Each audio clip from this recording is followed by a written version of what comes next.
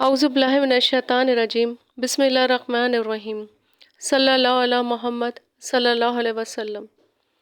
یا اللہ پاک، اے ہمارے پروردگار، اے غفور الرحیم، ہم سب کے کبیرہ اور صغیرہ گناہوں کو معاف کر دے۔ یا اللہ، جو بیمار حال ہیں، پریشان حال ہیں، تنگ دست ہیں، بیماریوں میں مبتلا ہیں، اللہ پاک اپنے فضل سے، اپنے کرم سے ان کی بیماریوں کو شفا میں بدل دے۔ یا اللہ، سب کی پریشانیاں دور کر دے۔ یا اللہ پاک، سب کی اولادوں کو نیک اور صالحہ بنا دے، والدین کا فرما بردار بنا دے، دین پہ چلنے والا بنا دے۔ یا اللہ، کشمیر اور فلسطین کے مسلمانوں کی غیب سے مدد کر دے۔ آمین ثم آمین۔ صلی اللہ علیہ محمد صلی اللہ علیہ وسلم۔ حضور اقدس صلی اللہ علیہ وآلہ وسلم کا ارشاد ہے کہ افضل نماز وہ ہے جس میں لمبی لمبی رکعتیں ہوں۔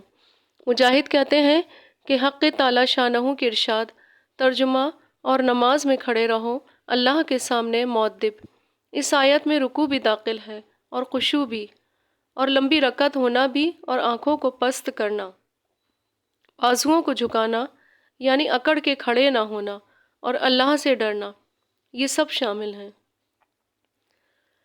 کہ لفظ قنوت میں جس کا اس آیت میں حکم دیا گیا ہے، یہ سب چیزیں داخل ہیں۔ حضور اقدس صلی اللہ علیہ وآلہ وسلم کے صحابہ رضی اللہ تعالیٰ عنہم میں سے جب کوئی شخص نماز کو کھڑا ہوتا تھا تو اللہ تعالیٰ سے ڈرتا تھا، اس بات سے کہ ادھر ادھر دیکھے یا سجدے میں جاتے ہوئے کنکریوں کو الٹ پلٹ کرے۔ عرب میں صفوں کی جگہ کنکریاں بچھائی جاتی تھیں، یا کسی لغو چیز مشغول ہو یا دل میں کسی دنیاوی چیز کا خیال لائے۔ ہاں، بھول کے خیال آ گئے تو دوسری بات ہے۔ قانتین کے معنی چپ چاپ کے ہیں۔ ابتدائی زمانے میں نماز میں بات کرنا، سلام کا جواب دینا وغیرہ امور جائز تھے، مگر جب یہ آیت شریفہ نازل ہوئی تو نماز میں بات کرنا ناجائز ہو گیا۔ حضرت عبداللہ بن مسعود رضی اللہ تعالیٰ عنہ فرماتے ہیں کہ مجھے حضور اکرم صلی اللہ علیہ وآلہ وسلم نے اس بات کا عادی بنا رکھا تھا کہ جب میں حاضر ہوں تو گو حضور پاک صلی اللہ علیہ وآلہ وسلم نماز میں مشغول ہوں تو میں سلام کرتا، حضور پاک صلی اللہ علیہ وآلہ وسلم جواب دیتے۔ ایک مرتبہ میں حاضر ہوا، حضور پاک صلی اللہ علیہ وآلہ وسلم نماز میں مشغول تھے، میں نے حسب عادت سلام کیا، حضور پاک نے جواب نہیں دیا۔ مجھے سخت فکر ہوئی کہ شاید میرے بارے میں اللہ جل شانہ کے ہاں سے کوئی عتاب نازل ہوا ہے۔ نئے اور پرانے خیالات نے مجھے گھیر لیا، پرانی باتیں سوچتا تھا کہ شاید فلاں بات پر حضور پاک صلی اللہ علیہ وآلہ وسلم ناراض ہو گئے ہوں، شاید فلانی بات ہو گئی ہو۔ جب حضور پاک صلی اللہ علیہ وآلہ وسلم نے سلام پھیر لیا تو ارشاد فرمایا کہ حق تعالی شانہ اپنے احکام میں جو چاہتے ہیں تبدیلی فرماتے ہیں۔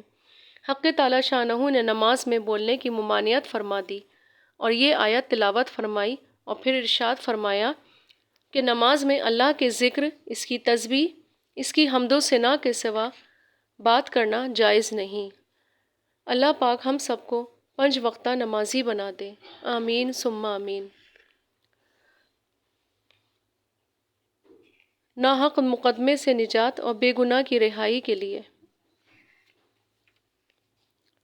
جو شخص بغیر کسی ناحق مقدمے میں پھنس جائے یا بغیر گناہ کے حاکم وقت قید کر دے تو وہ قیدی اور اس کے گھر والے روزانہ 71 دفعہ یہ درود پاک پڑھ کر دعا کریں، اللہ تعالیٰ باعزت رہائی عطا فرمائیں گے۔ جائز مقدمے میں کامیابی کے لیے بعد نماز فجر 100 مرتبہ پڑھ کر دعا کریں، انشاءاللہ فتح ہوگی۔ اللہ پاک ہم سب کو کروڑوں درود و سلام پڑھنے والا بنا دے۔ آمین ثم آمین۔